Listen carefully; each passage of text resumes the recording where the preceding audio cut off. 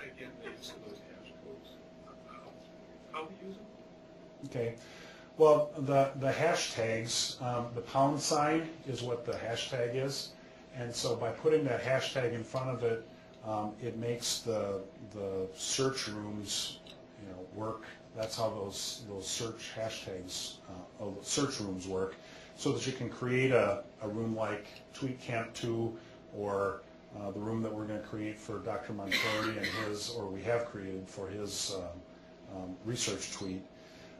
That enables people to tweet by, for instance, here my limit, as you see, is 128 characters because it's already taken out the Tweetcamp 2 part and said that that's got to be part of the tweet. It automatically puts that in. So just type in what the message is. And it's, if you use the hashtag like Liacy is wonderful and nobody else uses it, it doesn't become anything. But if you tweet about it and others pick up on it, this happens a lot with things like earthquakes and other disasters, that somebody will tweet creating a hashtag, and then that kind of picks up and it enables the conversation to all come together in one place. So if we're creating one, we just simply put that at the beginning of our message? You put it anywhere in the message. Anywhere in the message, can be beginning or end. Typically it'll go at the end. And in these places like Tweet Chat, it does tag it onto the end. And if it's already used, it tells you that. Well, it would... or it throws you into that space. It throws you into that space, yep. So that's part of why you want to be kind of creative and short in your use of hashtags, so that they're descriptive and people can see the hashtag and know what it's about. So when you do Tweetcamp, people get an idea that it's kind of about Twitter and learning. But if it's too long, then you're taking out too many characters from the customary tweet. The question is, how do we set up or how do we know we're setting up our Twitter account with the Mayo guidelines? That's with the policy that's on our Sharing Mayo Clinic blog. It indicates, but that's part of the idea of sharing the example, is to show what's in keeping with the Mayo guidelines. So the example that I showed about how I work for Mayo Clinic, but these are not my employer's opinions, they're mine. Okay. There was, I saw there was a question, and that's a really great idea here, since we have someone from our legal department attending. So where is it? You've been outed. Yeah. I can neither confirm nor deny. So where is it? Right Okay. there, very Mandy. Okay. How has Mayo escaped the legal fears that seem to commonly block participation by medical centers, docs, in social media? Could we, Dan, could we have you come down here, like get you on camera and say this? So, seriously, I mean, mainly because the people are saying, can you repeat this, because we can't hear, and that's, I should have known that. So, I'd like to introduce to you my really good friend, Dan Goldman. Who tries not to say no to everything. Right, exactly. I mean, I really do appreciate, I want to really emphasize how I've appreciated working with Dan on this, because he's looking for ways that we can do it in the right way and not just to say no. So.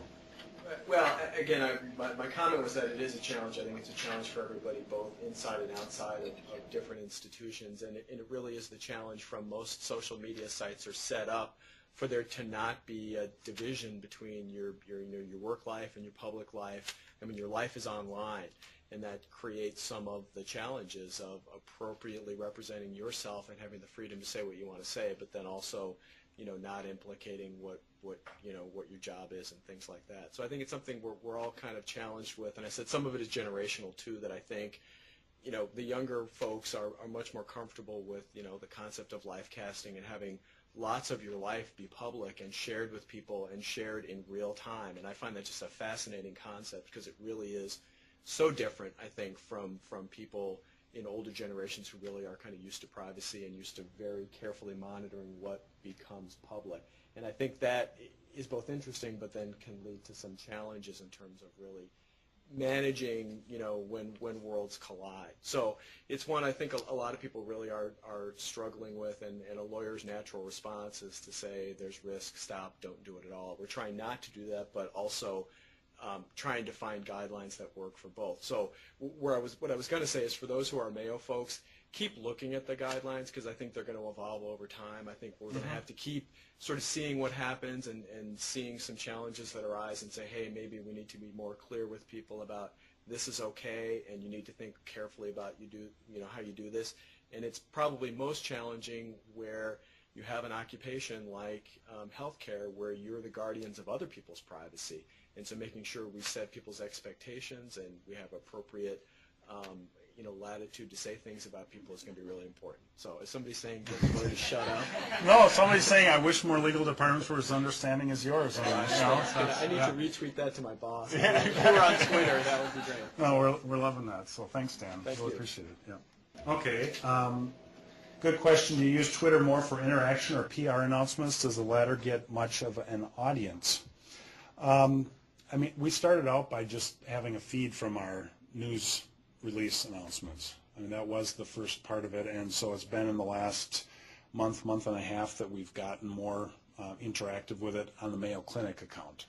And I guess it's, we definitely see some retweets happening of some of our news. If you're sharing news that nobody cares about, it's not going to get retweeted. But if people are following your account because they're interested in finding out what's happening at Mayo Clinic, then that is going to get some traffic. So I think we're in an evolving process with that as well. That it's at first it was protection. It was to keep somebody else from taking the Mayo Clinic name in Twitter and tweeting under our name. So we said, well, let's at least have ours, protect the account, have it be our official branded thing. And now we're evolving with that as well and being more interactive. The question, will this webcast be available online later? We're going to try to make that available. Actually try to put it on our YouTube channel. The great thing about this is there's a lot of chat happening. A lot of smart people who are part of this have been answering questions while we talk.